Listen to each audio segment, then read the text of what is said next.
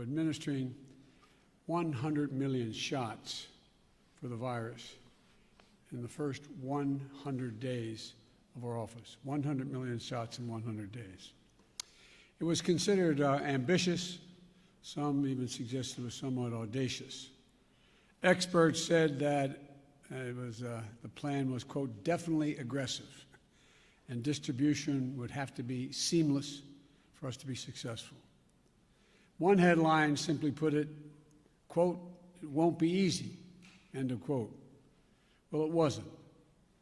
When we took office, there was a lot that had to be done. We needed more vaccines, more vaccinators, more places for people to get vaccinated. And we needed a whole-of-government approach. So I directed Jeff Zients, the coordinator of our COVID-19 response, to put us on a war footing, and I meant that in a literal sense, to get us on track to truly beat this virus. And I'm proud to announce that tomorrow, 58 days into our administration, we will have met my goal of administering 100 million shots to our fellow Americans. That's weeks ahead of schedule, and even with the setbacks we faced during the winter storms. And there's another big step on the path to checking putting checks in pockets and shots in people's arms. When we crossed the 50 million doses just 3 weeks ago, I told you that every time we hit the 50 million mark, I'd update you on our progress. So here's where we are today. 8 weeks ago, only 8% of seniors, those most vulnerable to COVID-19, had received a vaccination. Today, 65% of people aged 65 or older have received at least one shot, and 36% are fully vaccinated. And that's key, because this is the population that represents 80% of the well over 500,000 COVID-19 deaths that have occurred in America. We have nearly double the amount of vaccine doses that we distribute to states, tribes, and territories each week. We have gone from 1 million shots a day that I promised in December before we were even sworn in to an average of 2.5 million shots a day, outpacing the rest of the world significantly. And here's how we accomplished this. Using the power given to a president under the Defense Production Act, we expedited critical materials in vaccine production, such as equipment, machinery, and supplies. We work with vaccine manufacturers to speed up the delivery of millions more doses and brokered a historic manufacturing partnership between competing companies who put patriotism and public health first. These steps put us on track to have enough vaccine supply for every adult American by the end of May, months earlier than anyone expected. And we stood up or supplied more than 600 community vaccination sites that are administering hundreds of thousands of shots per day. We launched the Federal Pharmacy Program, which has allowed millions of Americans to get a shot at one of 14,000 local pharmacies in this country, the same way they get their flu shot. And for folks who aren't near a pharmacy or mass vaccination center, we've supplied more than 500 mobile clinics, like pop-up sites or vans, meeting people where they are. We deployed nearly 6,000 federal personnel, including FEMA, active duty military, and Department of Health and Human Services to support vaccinations and serve as vaccinators, putting the needle in people's arms.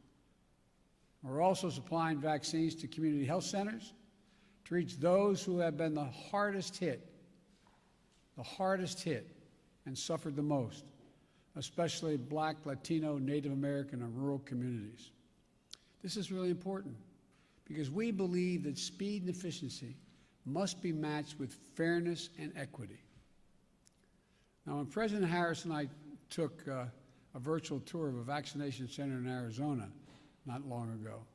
One of the nurses on that tour, injecting people, giving vaccinations, said that each shot was like administering a dose of hope.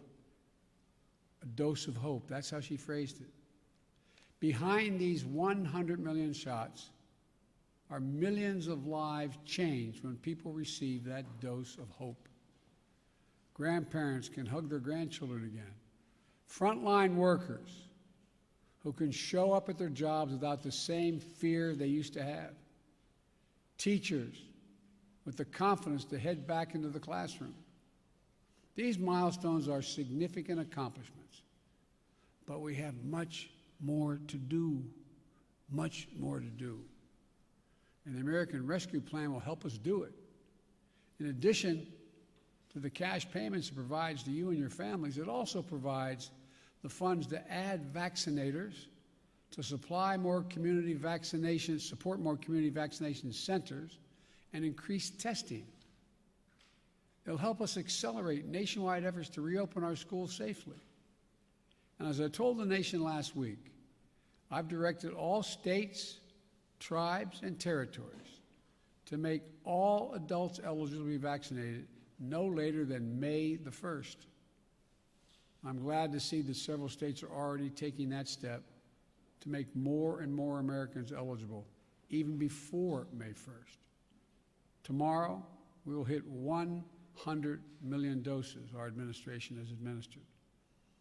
But I've always said, that's just the floor. We will not stop until we beat this pandemic. Next week, I will announce our next goal to put shots in arms. This is a time for optimism, but it's not a time for relaxation. I need all Americans, I need all of you to do your part. Wash your hands, stay socially distanced, keep masking up as recommended by the CDC, and get vaccinated when it's your turn. Now's not the time to let down our guard. In the last week, we've seen increases in the number of cases in several states. Scientists have made clear that things may get worse as new variants of this virus spread. Getting vaccinated is the best thing we can do to fight back against these variants. While millions of people are vaccinated, we need millions more to be vaccinated. And again, I need you to get vaccinated when it's your term and you're able to do that. I need your help. I need you to help. Not just the country, but your family, your friends, your neighbors. Get them vaccinated as well. If we keep our guard up, stick together, and stick with the science, we can look forward to a 4th of July that feels a bit more normal, with small groups able to gather for cookouts in backyards, and where we begin to declare our independence on Independence Day from the virus. Look, together we're going to come through this stronger, with renewed faith in each other and our government that fulfills its most important function, protecting the American people. Let me be clear again. Wearing this mask in the meantime, making sure you wash your hands, making sure you socially distance and listen to the CDC. We've got to reach the point where we have herd immunity, meaning where we have a vast majority of the American people have been vaccinated before we can stop wearing these. So please, please, don't let what you see happening in Europe and you see on television. Keep the faith. Keep wearing the mask. Keep washing your hands. And keep socially distanced. We're going to beat this. We're way ahead of schedule, but we got a long way to go. So I just wanted to bring you up to date. I thank you very much, and may God bless America. May God protect our troops. Thank you so much. Mr. President, Vladimir Putin wants open talks. Would you agree to that?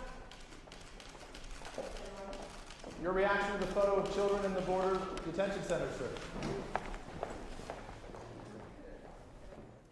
Thank you.